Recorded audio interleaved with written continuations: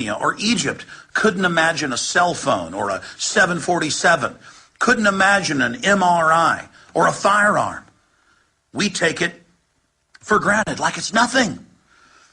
We don't appreciate the good things in life, the simple things in life. And so people are becoming more and more decadent, more and more self-destructive. Suicide is off the charts. Upwards of 20% of the population is on psychotropic, mind-numbing drugs.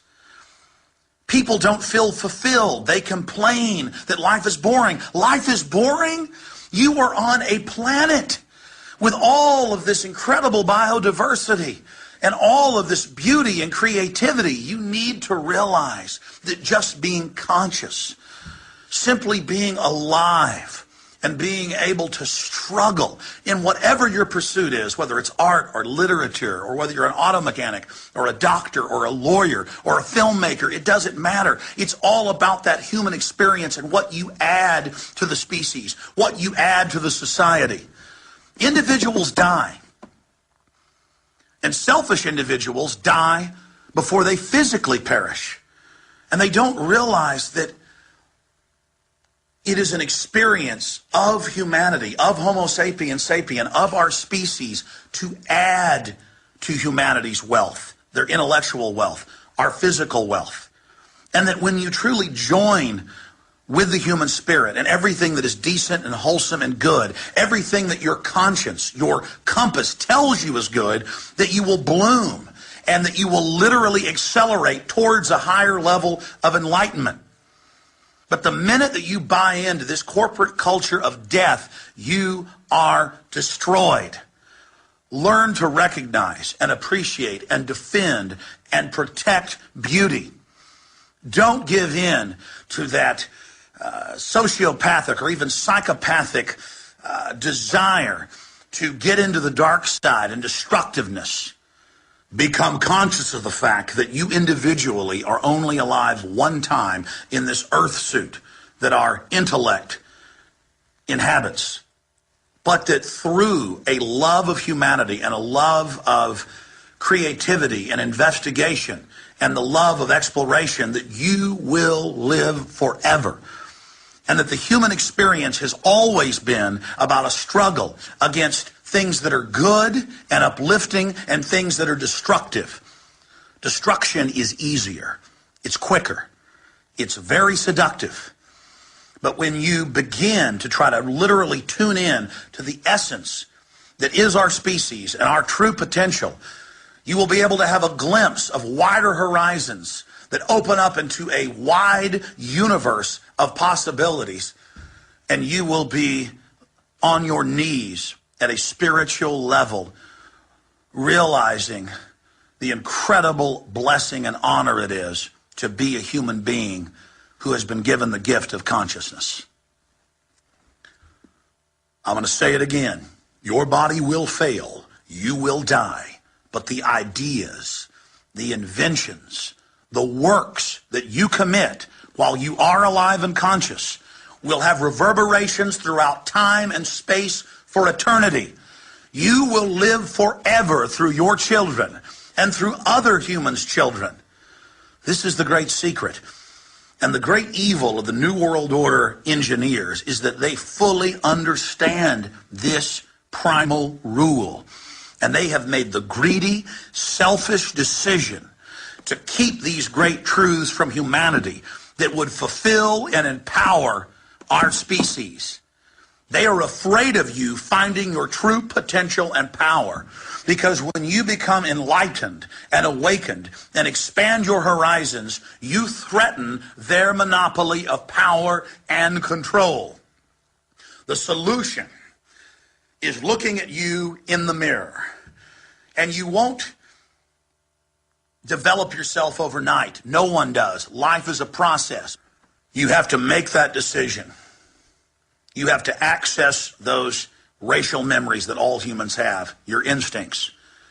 You have to understand that the scientific controllers that manipulate this technological dictatorship of the mind are afraid of the human species. They know the truth. They understand the wider possibilities of humanity. They know that our species is stronger when it's under adversity. They understand that we need to be challenged. And instead, they create a bed of decadence and evil and sell it to you like it's risky and cool and risque and avant-garde to be decadent and destructive and to not care about your fellow humans, because they want to isolate you so they can control you and dominate every facet of your life. But at the end of your time on this planet, you need to be proud of what you've done. You need to be proud of how you've lived.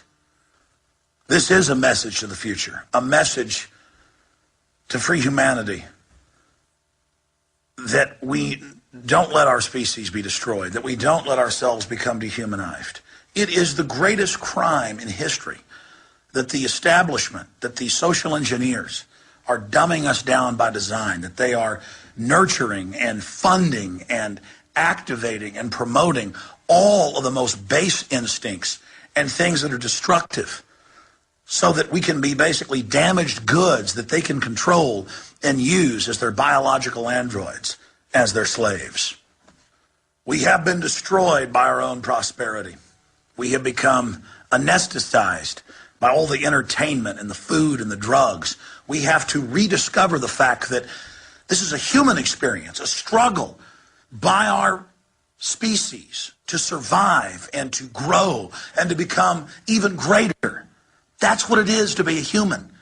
And when you look at the beauty around you, when you realize just how good and special life is, when you appreciate it, then you will be fulfilled. The Western world is crumbling because we are individually crumbling on the inside, because we've bought in to the propaganda of Madison Avenue, because we have let the controllers of our society misdirect our basic human drive and instinct to love and to fight and to be passionate and real.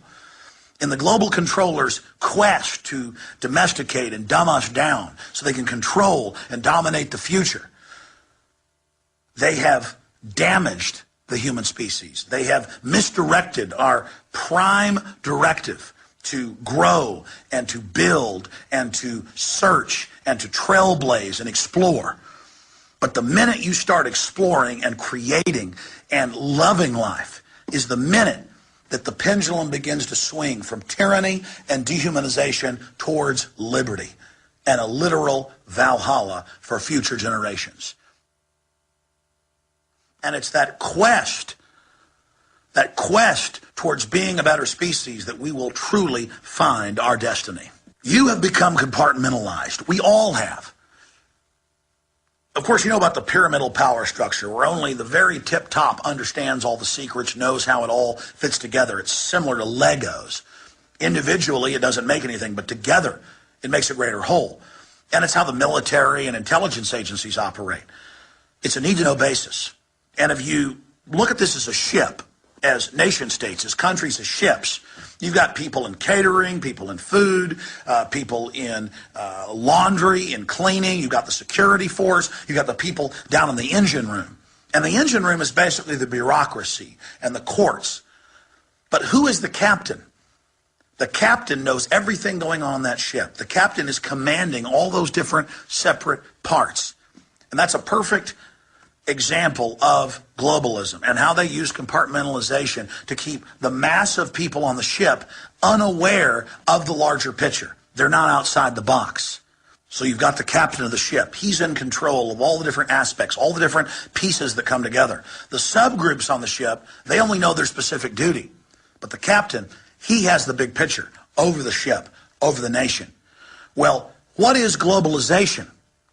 Globalization is where there's an international company bigger than the nations, bigger than all the ships, that controls and dominates and finances all those ships. And that's international banking cartels. They create endless trillions of fiat currency, and they buy the whole world with it. It's a hat trick. It's a fraud. It's a magician's parlor scam. And that's what's happening. So not only do we have an evil captain, the rest of the ship isn't aware of what's going on, but they know the direction they're going in is bad. But the captain himself is just an agent to the globalist that control all the ships. The New World Order are truly the captains and the shipping magnate owners of this global dehumanization system.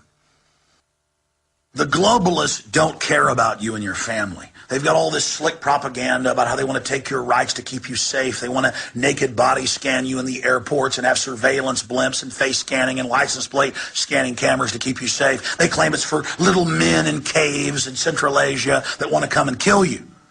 But when you research it, you find out those men in caves are financed by the intelligence agencies to stage the crises, to scare you into running into the arms of the globalist. Conservatively, hundreds of thousands of Iraqis died during the war of 2003 through 2011. We will continue with the special report, What We Really Are, after these important messages.